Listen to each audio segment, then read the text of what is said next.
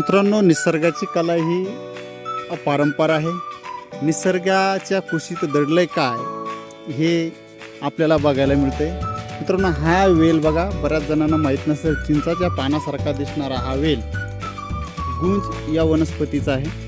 ही वनस्पती आपल्याला अत्यंत मोहक आणि सुंदर अशा प्रकारे दिसते. आपण बघू शकता की अशा प्रकारे हे गुंजच्या शेंगा आहे आणि या शेंगा पिकल्याच्या नंतर अतिशय सुंदर अशा प्रकारचं आपल्याला गुंज या ठिकाणी बघायला मिळते.